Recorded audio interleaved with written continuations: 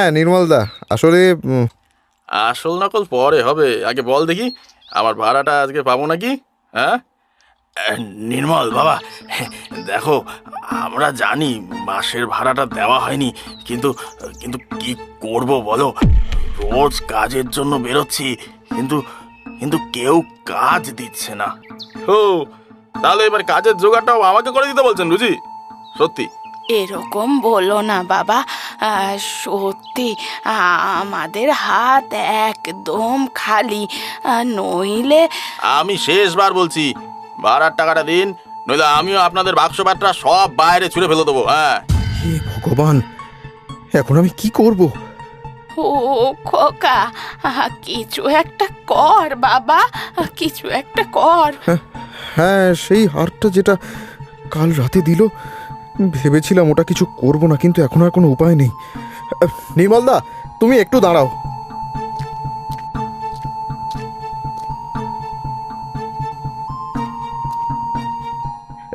দাদা, আপাতত এই হারটা তুমি রাখো, টাকা হলে আমি আমি গিয়ে ছাড়িয়ে আনবো।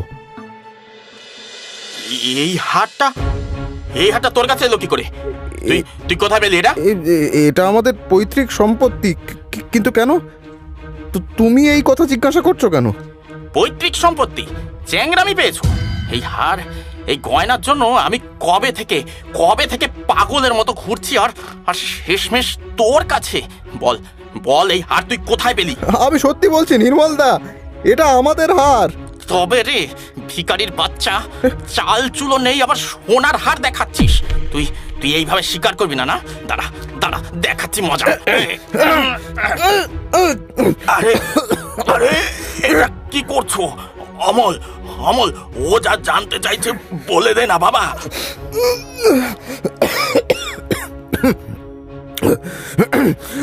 বলছি বলছি এই হারটা আমায় একজন মহিলা দিয়েছে। প্রতি রাতে এসে এই গাছতলায় দাঁড়িয়ে আমায় হাতছানি দিয়ে ডাকে আর আমার সঙ্গে গল্প করে। তবে রে আমার সাথে গল্প ফাঁদছিস? তোকে তোকে আজকেই আমি এখানে মেরে পুঁতে ফেলবো। আমি সত্যি বলছি, আমি সত্যি বলছি, আমি সত্যি বলছি। বিশ্বাস করো, একজন বউ প্রতি রাতে ওই জঙ্গলের দিক থেকে আসে। আমি তার মুখ দেখিনি, কিন্তু আমি তাকে চিনি। হ্যাঁ, আমায় আমায় চিনিয়ে দিতে পারবি তাকে? পারবো, খুব পারবো। তুমি আজকে রাত্রিরেই এসো, আমি দেখিয়ে দেবো। সেদিন ছিল ঘোর অমাবস্যার রাত। অন্ধকার গাঢ় হতেই নির্মল অমলের কাছে চলে এলো। অমলও তৈরি হয়েই ছিল। দুজনে মিলে জঙ্গলের দিকে চলল। ঘুটঘুটে অন্ধকারে ভালো করে পথ দেখা যায় না। কিছু দূর যেতেই অমল দেখল সেই গাছের তলায় লাল শাড়ি পরে বউটা দাঁড়িয়ে আছে। সে উত্তেজিত হয়ে বলে উঠল, ওই তো সেই মহিলা, ওই দেখো নির্মলদা। এই সেই মহিলা যার কাছে আমার সোনা রয়েছে? এই শোন শোন বলছি, এই দাঁড়া দাঁড়া বলছি, পালাচ্ছিস কেন? একবার তোকে পেলে দেখ না আমি কি করি। আরে তুমি ওকে ভয় দেখাচ্ছ কেন নির্মলদা? ও তো খারাপ কিছুই করেনি। আমি আমি তোকে, এটা কোথায় এলাম? এটা তো এটা তো সেই জায়গা যেখানে তুই আমাকে হত্যা করে ফেলে দিয়েছিলি।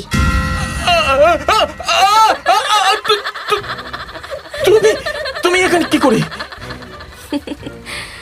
তুই কি ভেবেছিলি এত বড় অন্যায় করে পার পেয়ে যাবি? শোন, পাপ তার বাপকেও ছাড়ে না।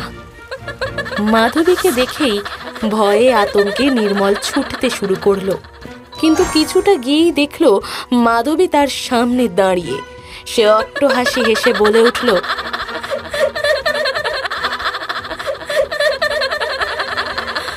কোথায় পালাবি নির্মল সাহা? আজকে তোর নিস্তার নেই।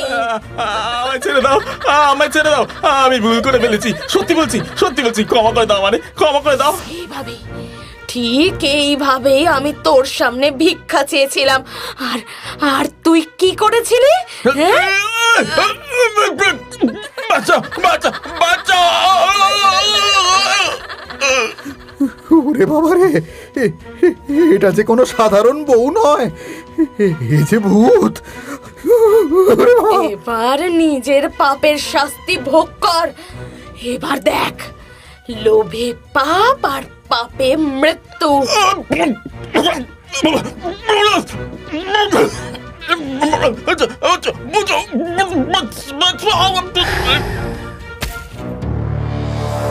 মাধবীর এই রূপ আর নির্মলের পরিণতি দেখে অমলের শির দাঁড়াবে, ঠান্ডা স্রোত নেমে গেল।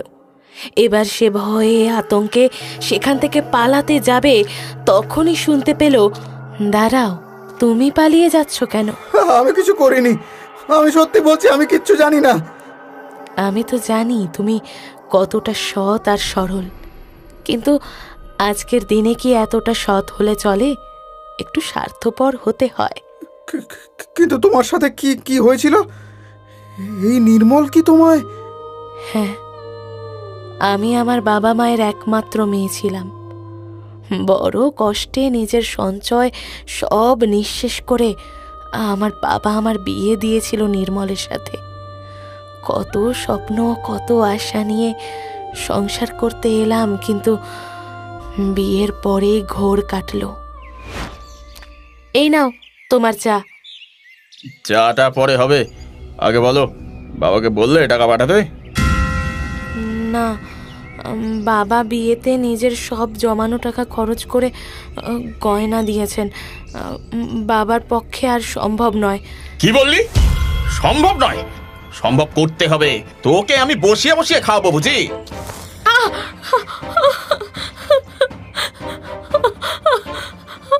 আমার বাবা গরিব মানুষ, তিনি কোথা থেকে টাকা পাবেন?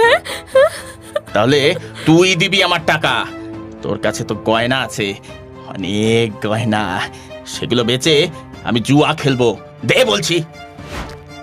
এরপর থেকে নির্মল প্রায় দিন নেশা করে বাড়ি ফিরতো, আর আমার বাবার দেওয়া গয়নাগুলো জোর করে নিয়ে বিক্রি করে জুয়া খেলতো। বিপদ বুঝে আমি গয়নাগুলো লুকিয়ে রাখলাম। তারপরেই একদিন, বল বল কোথায় রেখেছিস গয়নাগুলো, বল। বলবো না, কিছুতেই বলবো না, বলবো না। ওগুলো আমার বাবার কষ্টের টাকা, ওগুলো আমি তোমায় নষ্ট করতে দেব না, দেব না। বলবি না? এইভাবে এইভাবে তুই বলবি না। দেখ দেখ এবার কি করি আমি, তোর দেখ।